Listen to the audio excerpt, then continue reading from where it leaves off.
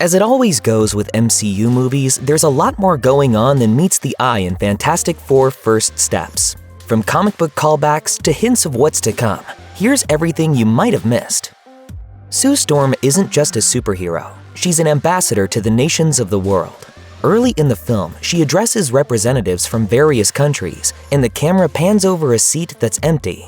The sign simply reads Latveria. This is clearly setting the stage for Dr. Doom, who's long been the ruler of Latveria in Marvel Comics. Doom is a villain more terrifying than Thanos, and that's probably why Marvel wants to make him the main big bad to close out the multiverse saga. We even get a glimpse of the franchise's future antagonist in the film's mid-credits scene in which he breaks into the Baxter Building to get a good look at the superpowered Franklin Richards. The returning Robert Downey Jr. will play Doom in Avengers Doomsday and Avengers Secret Wars. New mask!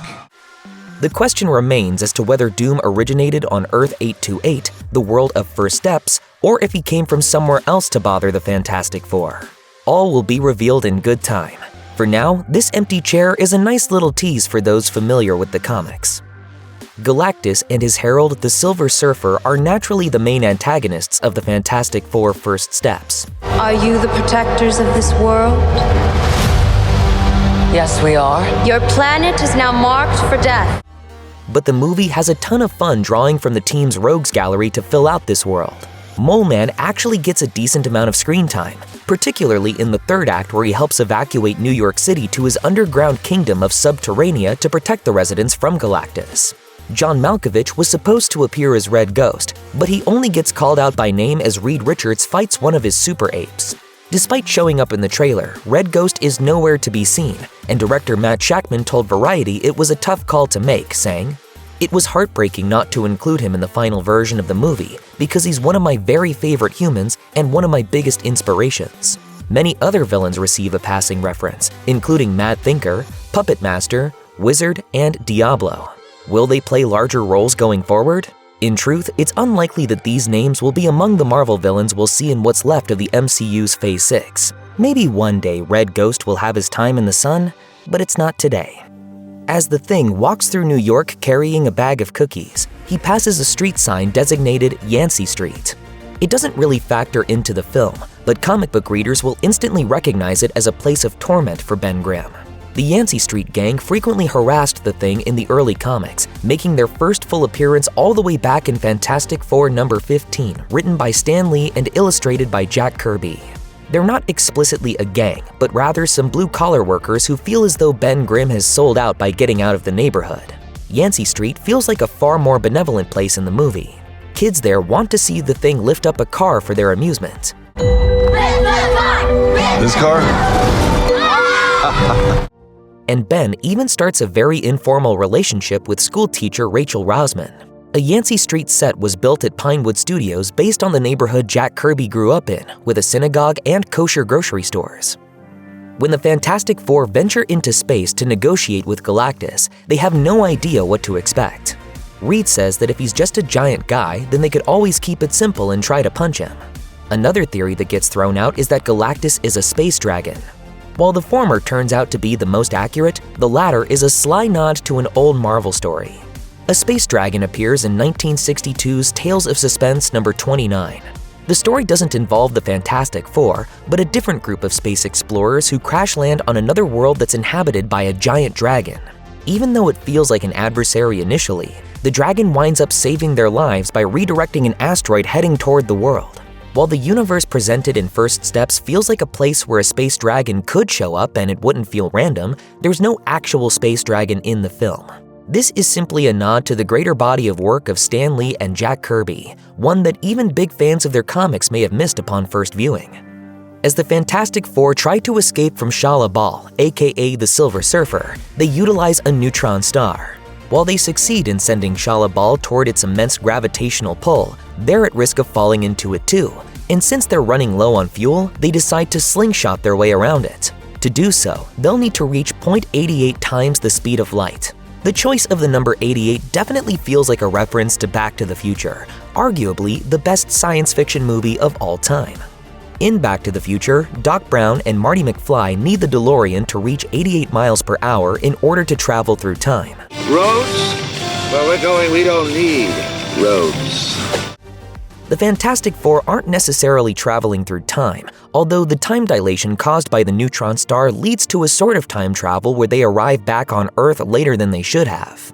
Maybe the choice of hitting 0.88 times the speed of light is completely random, but when sci-fi and time shenanigans are in play, it's hard not to think of Back to the Future.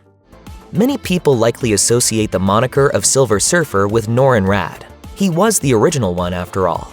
But Marvel has also had female Silver Surfers in the past, including Shalla-Bal in the Earth X storyline. When we learn Shalla-Bal's backstory in First Steps, it pretty much just mirrors that of Norrin's. In the comics, Shalla-Bal is the lover of Norrin Radd, who agrees to become Galactus' herald in exchange for the safety of their world. She's popped up periodically in various Silver Surfer storylines, but only becomes the Silver Surfer in Earth X when Galactus, who is actually Franklin Richards, transforms her body to look silver. All of that pesky comic book lore is stripped away in the film though, as Shalla-Bal effectively has Norrin's origin story. Galactus came to her homeworld to devour everything, and Shalla-Bal made an agreement to protect her daughter. There's no Norrin Radd to speak of, though perhaps he's the child's father. Throughout First Steps, it's clear Johnny will do anything to protect his new nephew.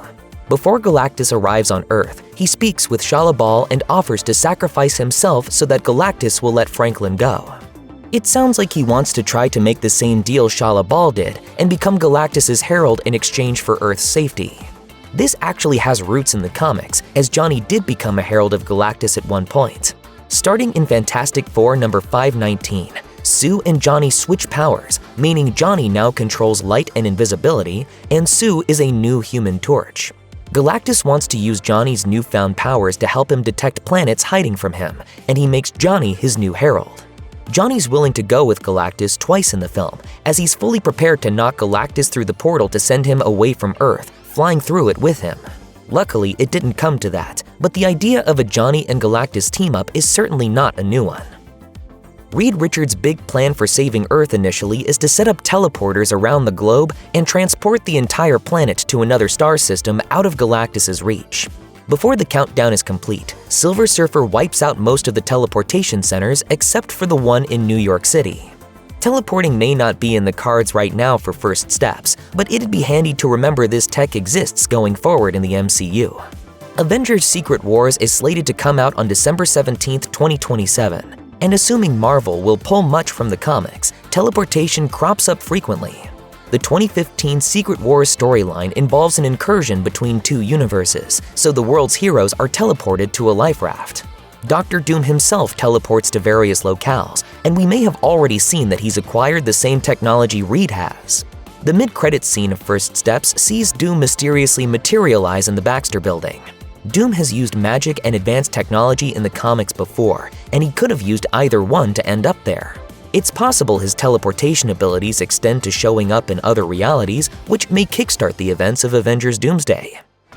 Galactus is an all-powerful cosmic entity, but he's been defeated quite a few times in the comics. In fact, several characters have managed to destroy Galactus. One notable effort to take him down came in Fantastic Four number 243. To be fair, it takes a lot of heroes to take Galactus down for good, but the finishing blow comes from none other than Ben Grimm, who is propelled directly into Galactus' face courtesy of Reed Richards. First Steps appears to recreate that famous panel by having Johnny fly Ben toward Galactus, finally succeeding in getting him to say, "It's Clobberin time." It's Clobberin time! It's catchy, right?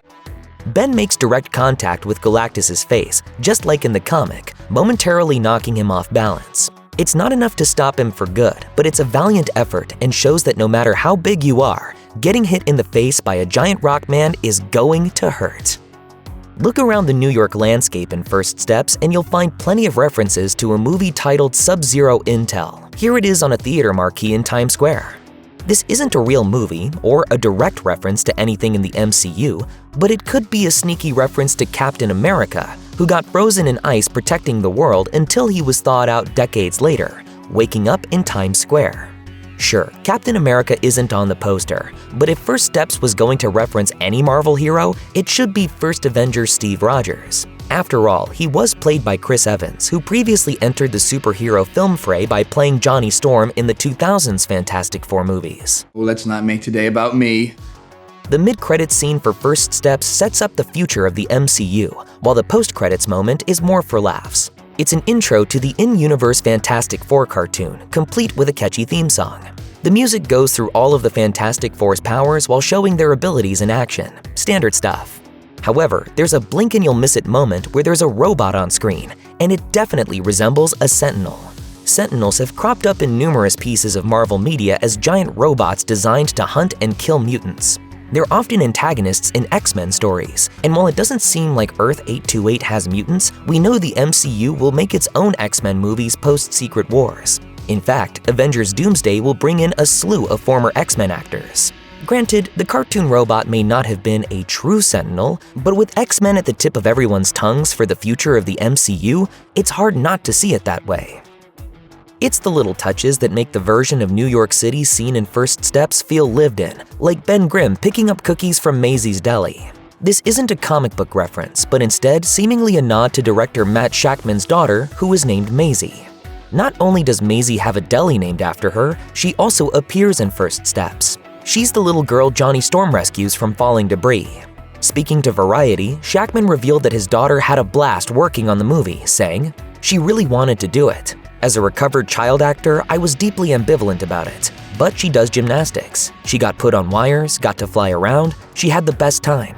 The Fantastic Four are Marvel's first family, and a running theme throughout the film is the importance of family supporting one another. It's only right that Shakman made filming First Steps a family affair too.